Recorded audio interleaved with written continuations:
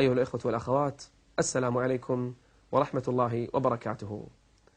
العين نعمة عظيمة، ويكفي أنك تعرف قدر العين إذا نظرت إلى الأعمى الذي لا يبصر، يتمنى أن لو أنفق كل أمواله وأن لو أنفق كل ما يملك فقط يبصر ولو مرة واحدة.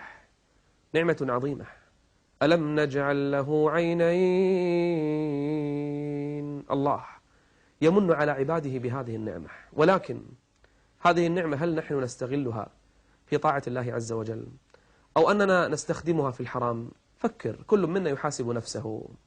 بعض الناس للأسف إذا سافر إلى بلاد هو غريب فيها أخذ يقلب عينيه فيما شاء من صور ومن نساء ومن محرمات ومن أمور منكرة.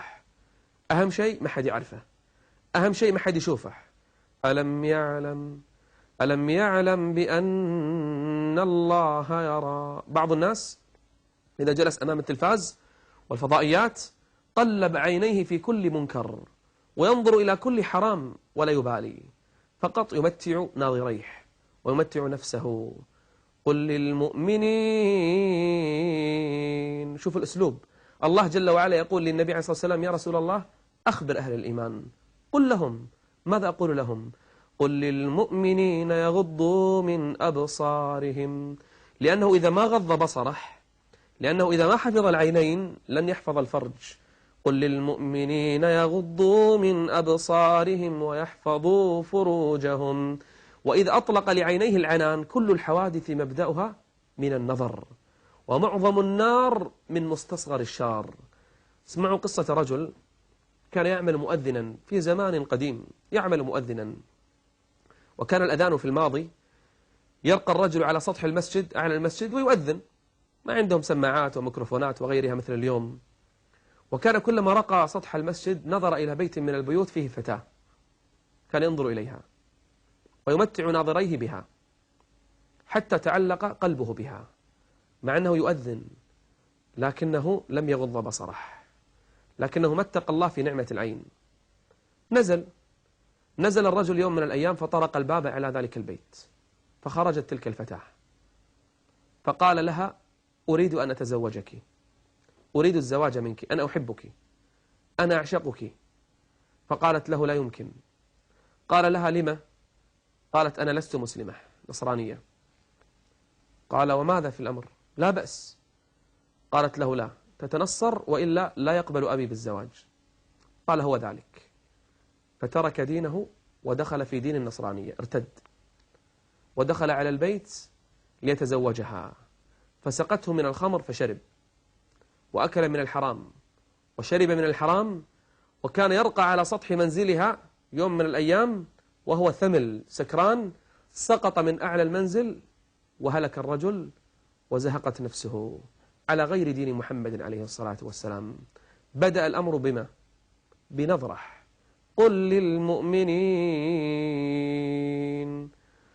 للمؤمنين يغضوا من أبصارهم ويحفظوا فروجهم ذلك أزكى لهم. بعض الناس في الإنترنت مثلا يدخل على مواقع يقلب ناظريه، يسر ناظريه ما ضر خاطره، لا مرحبا بسرور عاد بالضرر. بعض الناس يقلب ناظريه في الإنترنت مثلا، يقلب عينيه في صور محرمة وصور خليعة. أهم شيء ما في أحد يشوفه، ما في أحد يراه. ألم يعلم بأن الله يرى، ألم يعلم بأن الله يرى. بعض الناس يروح الأسواق، يذهب إلى الأسواق، يتجول في الأسواق يمنة ويسرة ويشاهد هذه وينظر هذه الصورة ويتمتع بهذا المنظر ويفعل كذا وكذا. يا أخي الكريم، هذه العين سوف تسأل عنها يوم القيامة عند الله جل وعلا، سوف تنطق وتشهد عليك عند الله جل وعلا يوم القيامة. ولا تقف ما ليس لك به علم إن السمع والبصر والفؤاد، البصر، إن السمع والبصر والفؤاد كل أولئك كان عنه مسؤولا. وإذا خلوت بريبة في ظلمة والنفس داعية إلى الطغيان فاستحي من نظر الإله. استحي، لا تقل ما في أحد يشوفني، استحي من نظر الإله. فاستحي من نظر الإله وقل لها إن الذي خلق الظلام يراني، إن السمع والبصر والفؤاد كل أولئك كان عنه مسؤولا. نعم، سوف تسأل عن عينيك عند الله عز وجل يوم القيامة. جعل الله عز وجل لك العينين، هل متعت عينيك بقراءة المصحف؟ من أراد أن يحبه الله عز وجل أو يحب الله جل وعلا فلينظر في المصحف. انظر في خلق الله عز وجل في الكون، انظر في السماء، انظر في النجوم. أفلم ينظروا إلى السماء فوقهم كيف بنيناها وزيناها وما لها من فروج. انظر في ملكوت السماوات والأرض، انظر في خلق الله جل وعلا، انظر في الأرض وهذه النباتات وهذه الأشجار وتلك الزهور. متع عينيك وتفكر. الذين يتفكرون في خلق السماوات والأرض ربنا، ويتفكرون في خلق السماوات والأرض ربنا ما خلقت هذا باطلا سبحانك فقنا عذاب النار. بعض الناس يتجول في الأسواق وينظر في المجلات، يفتح المجلات فإذا به ينظر إلى فلانة وينظر إلى فلانة ويمتع ناظريه نظر شهوة إلى النساء. هذا الرجل يوم القيامة يوضع الكتاب إن لم يتب إلى الله جل وعلا، يوضع الكتاب فيرى كتابه كل صغيرة كتبت، كل نظرة كتبت، كل شهوة كتبت، كل عين نظرت فيها إلى فلانة وإلى تلك الصورة وإلى هذا الفيلم يكتب في الكتاب. فترى المجرمين مشفقين مما فيه ويقولون يا ويلتنا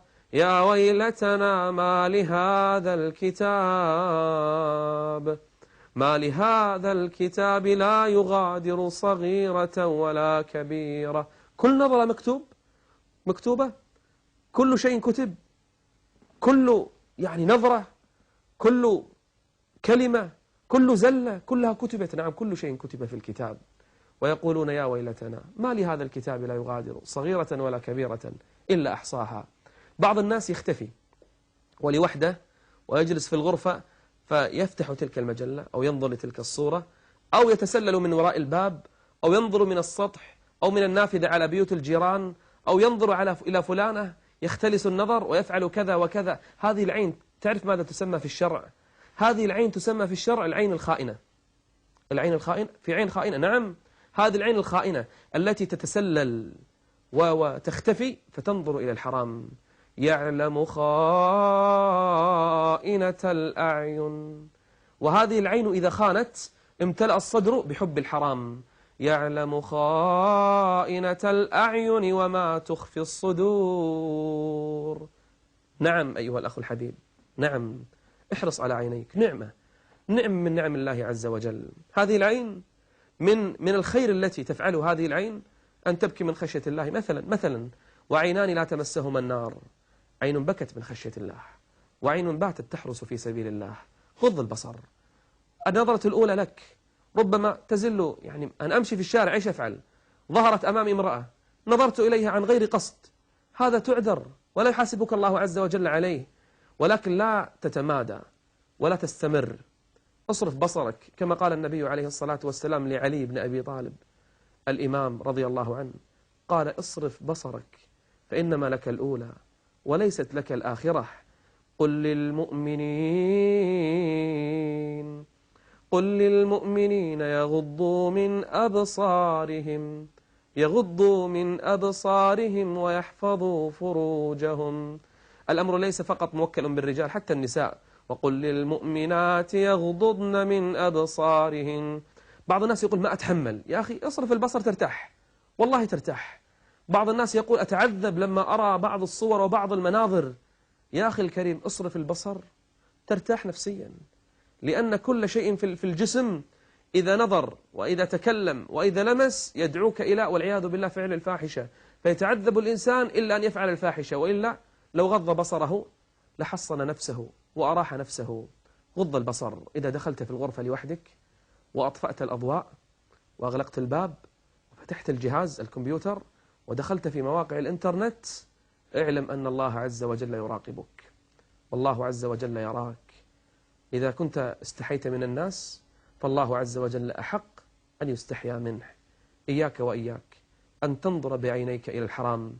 الإثم ما حاك في نفسك وكرهت أن يطلع عليه الناس. حلال بين، حرام بين، أنت تعرف أي نظر أقصده. فاتق الله عز وجل وتب إلى الله، فالله عز وجل يقبل التوبة. واجعل العينين كما أمرك الله عز وجل أن تسخرهما به، أن تجعلهما في طاعة الله جل وعلا وفي المعروف. أسأل الله تعالى أن يحفظ لنا جوارحنا.